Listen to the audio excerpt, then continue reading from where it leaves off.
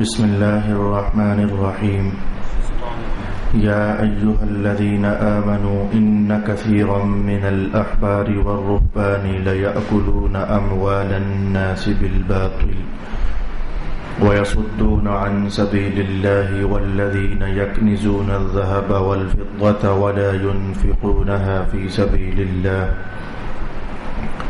فبشرهم بعذاب أليم يوم يحمى عليها في نار جهنم فتكوى بها جباههم وجنوبهم وظهورهم هذا ما كنزتم لأنفسكم فذوقوا ما كنتم تكنزون صدق الله مولانا العظيم.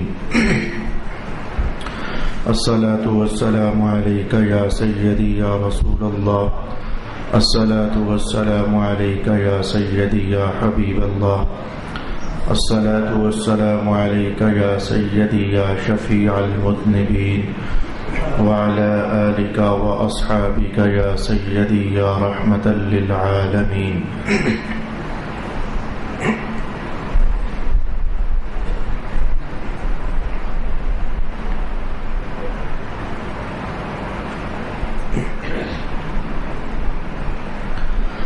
اے ایمان والو،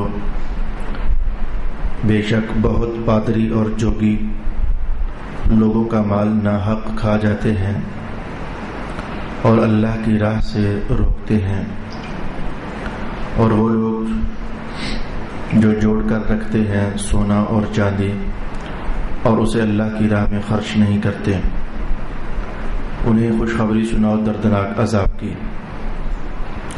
جس دن وہ تپایا جائے گا جہنم کی آگ میں، پھر اس سے داغ دیے جائیں گی ان کی پیشانیاں اور کروٹیں اور پیٹھیں، یہ ہے وہ جو تم نے اپنے لیے جوڑ کر رکھا تھا، اب چکھو مزہ اس جوڑنے کا۔ صدق اللہ مولانا العظیم۔ تسلسل کے ساتھ بچوں کے حقوق، والدین کے نام اور والدین کے ذمے ہم سیکھ رہے تھے اور سماعت کر رہے تھے۔ پھر درمیان میں کچھ ایسا ہوا کہ رمضان المبارک کا مہینہ طلوع ہو گیا تو لوگوں کے زکوٰۃ وغیرہ کے متعلق سوالات میرے پاس پہنچنا شروع ہوئے۔ اگرچہ ایسا ہے کہ زکوٰۃ کس پر فرض ہے، کتنی دینی ہے، کیسے دینی ہے، کس کو دینی ہے، یہ سارے مسائل اس سے پہلے میں آپ کی خدمت میں بیان کر چکا تھا، لیکن اس بار چند ایک لوگوں کا سوال میرے پاس کچھ ایسا پہنچا کہ جس سے محسوس ہوا کہ وہ زکوٰۃ دینے سے ہاتھ کھینچنا چاہتے ہیں، کسی طریقے سے جان چھوٹ جائے اور خلاصی ہو جائے، کچھ اس طرح کے ہیلے وہ سوال میں مجھ سے پوچھ رہے تھے۔ ظاہر اب 22-25 سال ہو گئے اس کرسی پر بیٹھتے ہوئے، تو سمجھ آ جاتی ہے کہ یہ بندہ پیچھے سے کیا چاہتا ہے، تھوڑا بہت احساس ہو جاتا ہے۔ تو میں نے اس لیے مناسب سمجھا کہ رمضان المبارک لوگ خیال کرتے ہیں کہ زکوٰۃ کا مہینہ ہے، اور لوگوں کا خیال بالکل غلط ہے۔ لوگ تصور کرتے ہیں کہ رمضان زکوٰۃ کا مہینہ ہے اور لوگوں کا خیال بالکل غلط ہے۔ گزشتہ سال میں نے اس عنوان کو ڈیٹیل سے بیان کیا تھا۔ زکوٰۃ کا مہینہ رمضان نہیں ہے، 12 مہینے زکوٰۃ کے مہینے ہیں۔ 2-3 جملے اس پر عرض کرنا چاہوں گا۔ یہ لوگوں کا تصور ہے کہ صرف رمضان میں زکوٰۃ ادا کی جاتی ہے۔ مذہب کا تصور یہ ہے کہ رسول پاک علیہ الصلوۃ والسلام نے جو ارشاد فرمایا اس کے مطابق جو بندہ جس دن دولت کا مالک ہوگا بس وہ دن نوٹ کر لیا جائے، اگلے سال جب پلٹ کر اسلامی مہینوں اور سالوں کے اعتبار سے وہی دن آئے اس پر زکوٰۃ ادا کرنے لازم۔ تو سب کے سب لوگ دولت مند ہوئے رمضان المبارک میں، ایسا تو نہیں ہے۔ کچھ لوگوں کو اللہ نے رمضان میں دولت عطا فرمائی، کچھوں کو شوال میں دولت عطا فرمائی، کوئی شخص صاحب نصاب ذی الحج میں ہوتا ہے، کوئی شخص محرم میں پیسوں کا مالک بن جاتا ہے، کسی کے پاس روپے آ جاتے ہیں ربیع الاول میں، ربیع الثانی میں۔ تو یہ تو سال بھر اللہ تعالیٰ لوگوں کو مالدار بناتا رہتا ہے، حالات بدلتا رہتا ہے۔ تو جس دن بندہ دولت کا مالک ہوتا ہے وہ دن نوٹ کرنا چاہیے، پھر آئندہ سال اسلامی مہینوں کے ساتھ جب وہی دن آ جائے تو وہی اس کے لیے زکوٰۃ کا مہینہ شمار ہوتا ہے. مذہب کی کہانی کچھ ایسی ہے. اس لیے میں نے کہا کہ جو لوگ یہ تصور کرتے ہیں کہ رمضان کا مہینہ صرف زکوٰۃ کا مہینہ ہے، اسی میں زکوٰۃ ادا کرنی چاہیے، یہ ان کا تصور بالکل غلط ہے. ہر شخص کو اپنے اپنے سال کی ابتدا کا اور انتہا کا جائزہ لینا چاہیے تاکہ اس کے مطابق وہ زکوٰۃ ادا کر سکیں. چلے لوگوں کے خیال کے مطابق کیونکہ رمضان زکوٰۃ کا مہینہ تھا اور ادھر سے میرے سامنے 3 4 5 مسائل ایسے آ گئے، جیسے کہ ایک صاحب مجھ پر بار بار اصرار کر کے سوال کرے کہ بیگم کے پاس زیور ہے لیکن وہ 4 تولے استعمال کر رہی ہے، باقاعدہ اس نے پہنا ہوا ہے، اور باقی 4 تولے نہیں پہنا ہوا. بعد میں مجھے محسوس ہوا کہ وہ مان گیا، لیکن اس نے پھر مجھ سے پوچھا جی 4 تولے نہیں پہنا ہوا. میں نے کہا زیورات سارے کا سارا بھی نہ پہنا ہو نا، اندر بند کر کے رکھا ہو اور 6 سال سے اس کو استعمال ہی نہیں کیا، زکوٰۃ پھر بھی لازم ہوتی ہے. سونا اور چاندی جس بھی کنڈیشن میں ہمارے پاس ہوں گے استعمال کریں یا استعمال نہ کریں، پہنے یا نہ پہنے، زمین میں دبا دیں، سمندر میں اسے چھپا دیں، جہاں مرضی کر دیں، سونا اور چاندی جب تک آپ کی ملکیت میں ہے زکوٰۃ ادا کرنا لازم. تو ان ایسی باتوں سے میں نے محسوس کیا کہ لوگ یہ خیال کیے ہوئے ہیں کہ رمضان کا مہینہ زکوٰۃ کا مہینہ ہے، اور پھر اسی مہینے میں زیادہ سوالات. میں نے کہا بر موقع پھر میں 1 2 نشستیں ذرا زکوٰۃ کے حوالے سے آپ کی خدمت میں بیان کر دوں گا. فوائد کیا ہے زکوٰۃ اگر ادا کرو گے، اور نقصانات کیا ہیں اگر زکوٰۃ ادا کرنے سے اپنا ہاتھ کھینچو گے تو کیا نقصانات ہیں، دونوں باتیں میں آپ کی خدمت میں بیان کرتا ہوں. باقی مسائل ڈیٹیل کے ساتھ گزشتہ سال میں آپ کو بیان کر چکا تھا. آج کی اور آئندہ کی نشست میں ہمارا عنوان یہ ہوگا جو لوگ زکوٰۃ ادا کرنے سے ہاتھ کھینچتے ہیں اللہ تعالیٰ کے ہاں ان کے جرم کی نوعیت کیا ہے، کیا ان کی سزا بنتی ہے، اور جو لوگ زکوٰۃ ادا کرنے سے ہاتھ نہیں کھینچتے بر وقت اللہ کا حق سمجھتے ہوئے اس کو ادا کرتے ہیں اللہ تعالیٰ انہیں کن نعمتوں سے سرفراز کرتا ہے. یہ نشست اور اگلی نشست اس عنوان پر قائم کی جائے گی. رب کائنات نے ارشاد کیا اے ایمان والو، بے شک بہت سارے پادری اور جوگی لوگ ہیں جو لوگوں کا مال ناحق کھاتے رہتے ہیں. اس پر ائمہ تفسیر نے ارشاد کیا کہ زکوٰۃ کے عنوان کے ساتھ یہ پادریوں اور جوگیوں کا عنوان جوڑنا یہ ایک خاص معنویت رکھتا ہے. اگرچہ یہ سارے سپارے دروس قرآن ہمارے پورے ہو چکے ہیں، لیکن بعض باتیں ایسی ہوتی ہیں کہ جو درس دے چکنے کے بعد میرے علم میں آتی ہیں. ان میں سے ایک بات یہ ہے کہ رب کائنات نے زکوٰۃ کے عنوان کو پادریوں اور جوگیوں کے عنوان کے ساتھ جوڑا اور فرمایا کہ وہ لوگوں کا مال ناحق کھاتے رہتے ہیں، باطل طریقوں سے ان کا مال کھاتے رہتے ہیں. لَيَأْكُلُونَ أَمْوَالَ النَّاسِ بِالْبَاطِلِ، غلط طریقے سے وہ لوگوں کا مال کھاتے رہتے ہیں. اور اس کے فوراً بعد کہا کہ اور وہ لوگ جو زکوٰۃ مال جمع کرتے ہیں اور اللہ کے راستے میں خرچ نہیں کرتے، زکوٰۃ نہیں دیتے، ان دونوں باتوں کو آپس میں قرآن حکیم نے جوڑ دیا. اصل میں کردار کا ایک میلا رخ ہے جو اللہ رب العالمین مسلمانوں کے سامنے لا رہا ہے کہ زکوٰۃ کا پیسہ اصل میں یہ تمہارا ہے ہی نہیں، یہ تو اوروں کا ہے. جو مال زکوٰۃ میں تم پر لازم ہو گیا، تمہارے پاس 1 لاکھ روپیہ ہے تو 2500 روپے جو تم پر بحکم شریعت لازم ہو چکے. تو جاننا چاہیے دکھنے میں جیب میں 1 لاکھ روپیہ ہے لیکن 2500 تمہارا ہے ہی نہیں، 2500 تو کسی اور کا ہے. اب یہ جو جوگی اور پادری لوگ ہیں، عیسائی لوگ، یہ بھی اوروں کا مال کھاتے ہیں باطل طریقے سے، غلط طریقے سے. تو اگر تم نے بھی وہی کام کیا تو تم میں اور جوگیوں میں کیا فرق رہا تھا؟ یہ ایک قسم کی تعریض ہے، یہ ایک قسم کی چوٹ لگائی جا رہی ہے قرآن حکیم کی اپنے انداز میں. تم مسلمان ہو، تمہارا ایک طرح امتیاز ہے، تمہارے ایمان کی ایک شان ہے، تمہارا ایک کردار ہے جس سے تم عیسائیوں سے، جوگیوں سے، یہودیوں سے، عیسائیوں سے ممتاز ہوتے ہو. تمہاری زندگی کا چال چلن ہی رسول اللہ نے الگ کر دیا، اور بڑی بڑی باتوں سے لے کر چھوٹی چھوٹی باتوں تک تمہیں رسول اللہ نے سمجھا دیا کہ خالف الیہود والنصارى، یہودیوں کی مخالفت کیا کرو اور عیسائیوں کی مخالفت کیا کرو، جو ان کا مذہب ہے اس سے ہٹ کر جو میں محمد میں بتا رہا ہوں ویسے کیا کرو. یہاں تک کہ یہ عنوان تک بھی ارشاد کر دیا کہ تم اپنے بالوں کو درمیان سے بنایا کرو. یہاں تک کہ یہ عنوان بھی بیان کر دیا کہ قبرستان میں جب جاؤ تو اگر قبر تیار نہیں ہے تو یہودی لوگ کھڑے رہتے ہیں، تم بیٹھ جایا کرو. یہاں تک کہ یہ بھی ارشاد کر دیا کہ یہ لوگ جو ہیں کھڑے ہو کر پیشاب کرتے ہیں، تم بیٹھ کر پیشاب کیا کرو. یعنی چھوٹی سے لے کر بڑی تمام چیزوں میں جہاں جہاں مناسب سمجھتے تھے رسول پاک علیہ الصلوۃ والسلام، تو یہودیوں کو مسلمانوں سے، مسلمانوں کو یہودیوں اور عیسائیوں سے ممتاز، جداگانہ اور الگ رکھنے کا حکم ارشاد فرما دیا، تو پھر یہاں آ کر تمہیں کیا ہوا؟ کام یہودیوں کا ہے، تم کرتے ہیں، اچھے لگتے ہو کیا؟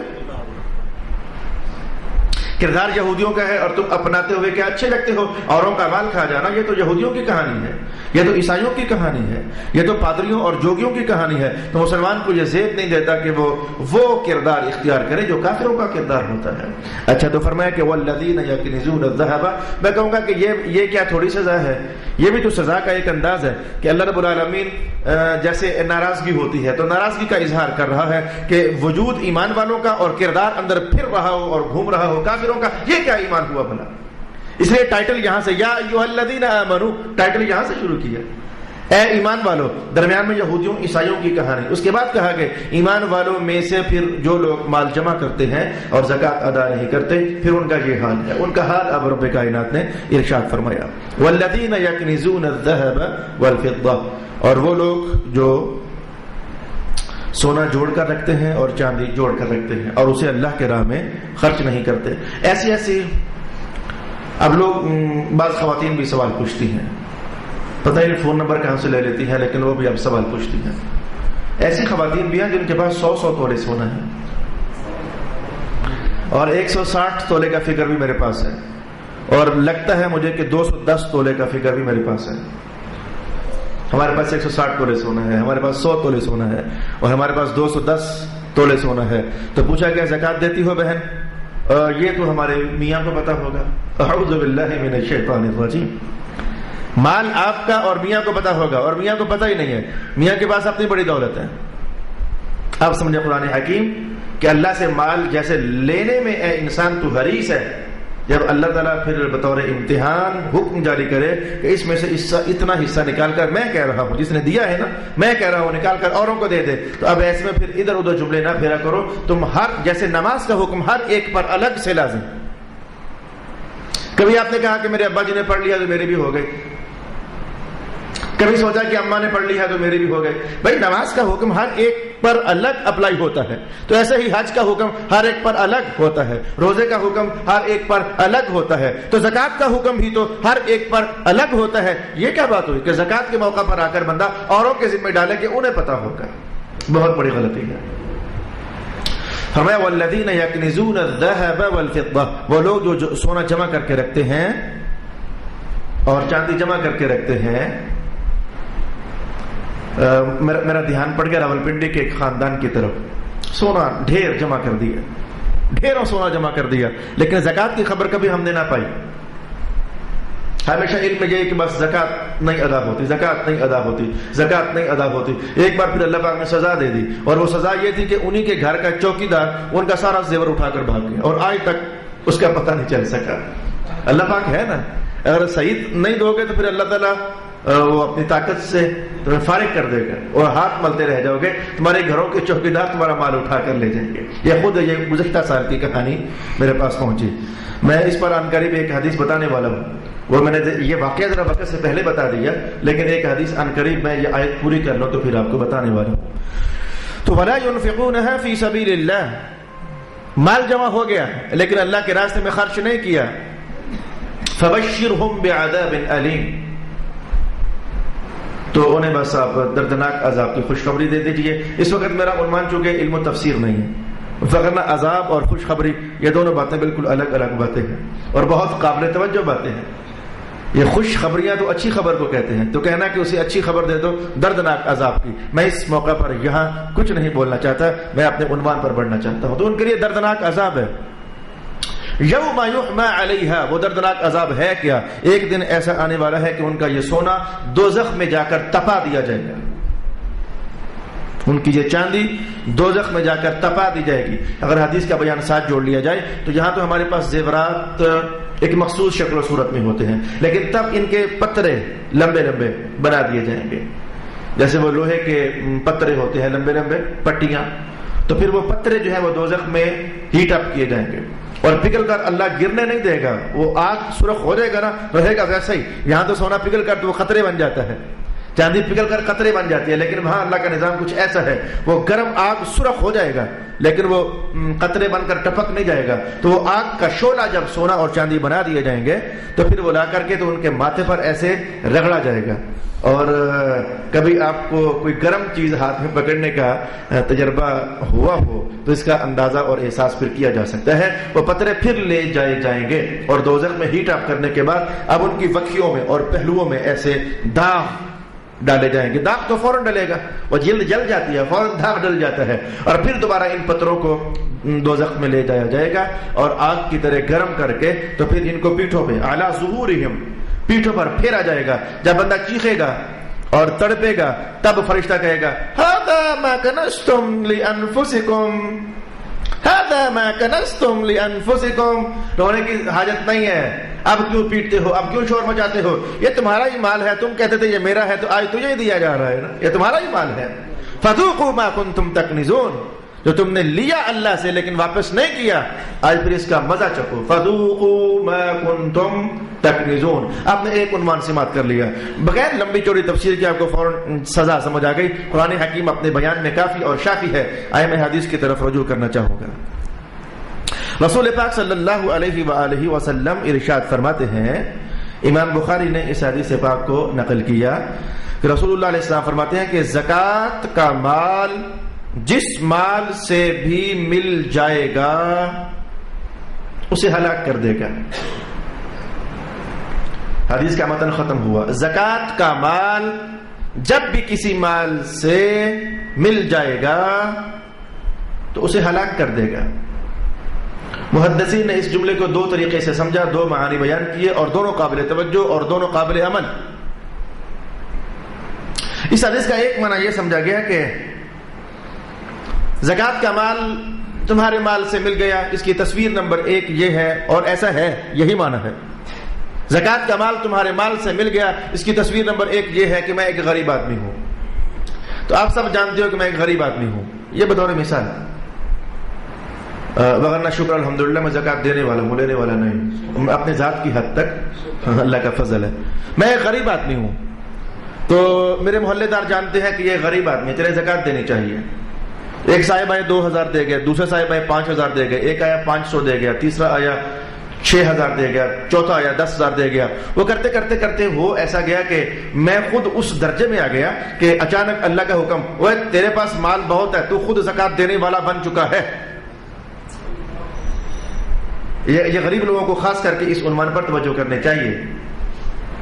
تو زکوٰۃ دینے والا بن چکا ہے. ظاہر ہے کہ ایک لمٹ ہے نا، اس لمٹ سے نیچے نیچے اللہ کا حکم جاری نہیں ہوتا، لیکن جب وہ لمٹ پوری ہو جاتی ہے تو حکم بدل جاتا ہے اور حکم یہ ہو جاتا ہے اب تو لینے والا نہیں، اب تو دینے والا ہو گیا ہے. اچھا تو میں نے کہا چل یار زکوٰۃ آ رہی ہے تو میرے پاس 52.5 تولے چاندی کی قیمت جتنی بھی ہوتی ہے ہر دور میں جتنی بھی ہوتی ہے 52.5 تولے چاندی کی قیمت، تو وہ ایک مخصوص مقدار میرے پاس جمع ہو گئی. سمجھو کہ 52.5 تولے چاندی برابر پیسے میرے پاس جمع ہو گئے اور لوگوں کو پتا ہے کہ نہیں مولانا تو غریب ہیں. میں نے تصویر آپ کے لیے کھول کر کہنا چاہیے. تو کچھ لوگ اب بھی مجھے پیسے دے رہے ہیں. اب مجھے پتا چل گیا میں اب لینے والا نہیں رہا، اب تو میرا عنوان بدل گیا، اب میں دینے والا بن چکا ہوں. لیکن میں نے پھر بھی ہاتھ ادھر ہی رکھا تو مجھے ادھر سے بھی لیا، ادھر سے بھی لیا، اور آئندہ پھر فطرانے کا زمانہ آیا تو میں نے پھر لیا. اب ہو ایسے گیا میرے مال کے ساتھ اس لمٹ سے، اس گراف سے، اس درجے سے نیچے تو وہ مال میرا تھا. اب ایسا ہو گیا کہ زکوٰۃ کا مال میرے مال سے مل گیا اور میرا حق نہیں تھا. اب یہاں سمجھے رسول اللہ کا فرمان کہ جب بھی زکوٰۃ کا مال تیرے مال سے مل جائے گا جو تیرا ہے اسے بھی اللہ ہلاک کر دے گا. جب میں حقدار نہیں رہا مجھے اپنا ہاتھ روک دینا چاہیے اور مجھے صاف صاف کہہ دینا چاہیے کہ بس بھائی اب میں زکوٰۃ لینے کا اہل نہیں رہا، اب تو اللہ نے مجھے اس درجے میں کر دیا کہ میں دینے والا ہو چکا ہوں. لیکن یہ جو بازاروں میں مانگنے والے ہیں ان کے پاس اندر کی کہانیاں مجھے پتا ہے، لیکن اس کے باوجود یہ ہاتھ لینے سے کھینچتے نہیں ہیں. اور بعض حریص آدمی جو کہ ہیں غریب حریص ہیں، اور حریص ہونا یہ غریب کی پہچان نہیں، یہ انسان کی پہچان ہے. یہ مالدار بھی حریص ہوتے ہیں، غریب بھی حریص ہوتے ہیں. جس کا نام انسان ہے وہ حریص ہوتا ہے. رسول اللہ علیہ السلام نے تو انسانی حرص کو یہاں تک بیان کیا، ابن آدم بوڑھا ہو جاتا ہے لیکن اس کے 2 لالچ اور تیز ہو جاتے ہیں. الحرص علی المال، الحرص علی المال، بندہ بوڑھا بھی ہو جائے نا تو تب بھی وہ اس لالچ میں رہتا ہے، کیا ہے اگر 2-4 کروڑ آ جائے تو کیا فرق پڑتا ہے، حالانکہ اسے پتا ہے کہ اب میں جانے والا ہوں، میں نے ہنڈا لی اپنی زندگی، کھا لی پی لی، اب میرا کیا بچا ہے یہاں. لیکن حضور فرماتے ہیں نہیں، یہ بوڑھا بھی ہو جائے نا تب بھی اس کو مال لینے کا حرص کبھی ختم نہیں ہوتا. اور دوسرا فرمایا کہ الحرص علی الحیات، زندہ رہنا، عمر، الحرص علی العمر اور الحرص علی المال. یہ کہتے ہیں میں اور جیوں اور میں اور جیوں، آخر تو مرنا ہی ہے، کل من علیہا فان، 1000 سال بھی جیے گا تو آخر تو پھر بھی موت ہی ہے. اچھا میں نے کہا انسانی حرص، جو ایسا غریب طبقہ کہ جو مال زکات کا لیتا رہا اور اب وہ دینے والے کے درجے میں آ چکا، لیکن پھر بھی اس نے اپنا ہاتھ نہیں روکا، تو حدیث نے ایک تو ان لوگوں کو بیان کیا کہ جب بھی زکات کا مال تمہارے مال میں مل جائے گا تو تمہارا پہلا بھی ہلاک ہو جائے گا. اور جو پنڈی کی میں نے کہانی سنائی وہ یہی کہانی تھی، لیکن وہ یہ کہانی نہیں، وہ اس سے اگلی کہانی ہے، وہ اس سے اگلی کہانی ہے. پھر حدیث کا معنی نمبر 2 سمجھیں اور مفہوم نمبر 2 اور تصویر نمبر 2. جب بھی زکات کا مال تیرے مال میں مل گیا، حدیث کا مفہوم نمبر 2 میں شروع کرنے لگا. پہلی کہانی کسی غریب کے لیے میں نے کہی. اب میں کہتا ہوں میں سرمایہ دار آدمی ہوں، کروڑوں پتی آدمی ہوں، تو زکات دے تو مجھے ڈر لگتا ہے کہ پیسہ کم ہو جائے گا. اب مثلا میرے پاس 1 کروڑ روپیہ ہے تو زکات بنتی ہے 2.5 لاکھ روپے. تو کروڑ ہونے کا معنی یہ ہے کہ میرے پاس کروڑ نہیں ہے بلکہ 97.5 لاکھ روپے ہے، کیونکہ 2.5 لاکھ میرا ہے ہی نہیں ہے. لاکھ روپیہ ہو تو 2,500 زکات دینی ہوتی ہے، 1 کروڑ روپیہ ہو تو 2.5 لاکھ زکات دینی ہوتی ہے، 1 ارب روپیہ ہو تو 2.5 کروڑ زکات دینی ہوتی ہے. ہر 100 میں سے 2.5 روپے ہوتے ہیں. تو آپ تصویر سمجھیں، میں کروڑوں پتی آدمی ہوں تو میں نے 2.5 لاکھ زکات کا بنتا ہے میرے اوپر اللہ کے حکم کے مطابق، تو میں نے نہیں دیا تو کیا ہو گیا؟ زکات کا مال میرے مال میں مل گیا. تصویر نمبر 2، اس ایسی جو احکام کی آیات ہوتی ہیں اور جو احکام کی احادیث ہوتی ہیں ان میں وہ تقریر اور واعظانہ جوش اور جذبہ اور خروش نہیں ہوتا، اس میں بات کو سمجھنا ہوتا ہے. توجہ کے ساتھ سمجھیں، حدیث کا مطلب پھر سمجھیں کہ جس کے مال میں زکات کا مال مل گیا تو اس کا اپنا بھی ہلاک. میں نے اس کی تصویر نمبر 2 کہی. میں کوئی شخص بھی کروڑوں پتی ہے، اس کے پاس 1 کروڑ روپیہ ہو تو 2.5 لاکھ زکات میں دینا لازم، اور اس نے نہیں دیے. جب نہیں دیے تو 2.5 لاکھ زکات والے اس کے اپنے مال میں مل گئے، 97.5 لاکھ میں مل گئے. اب خیر منائے. حضور فرماتے ہیں کہ اب یہ 97.5 لاکھ کی بچنا تو نہیں ہے، اللہ کا حق ادا نہیں نہ کیا، اب یہ بچنا تو نہیں ہے. یہ پنڈی کی کہانی یہ تھی، وہ کروڑوں پتی لوگ تھے اور انہوں نے زکات نہیں دی تھی، اور پھر زکات کا مال ان کے مال میں مل چکا تھا اور انہیں خبر نہ ہو سکی کہ ہم غلطی کر چکے ہیں. رب کائنات نے سارا ہی اڑا دیا، ان کا وہ چوکیدار اٹھا کر ان کا سارا مال لے گیا. اعوذ باللہ من الشیطان الرجیم. میں نے حدیث نمبر 2 آپ کو بیان کر دی. حدیث قرآن پاک کی آیت نمبر 1 پر کہی تھی، جس کے نتیجے میں آخرت میں کیا سہنا پڑے گا.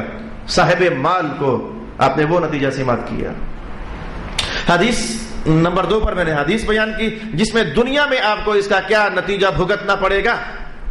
زکات کا مال جب بھی تمہارے مال کے ساتھ مل جائے گا بغیر حق کے تو جان جانا چاہیے کہ تمہارا اصل مال جو ہے وہ بھی ہلاک کر دیا جائے گا اور برباد کر دیا جائے گا.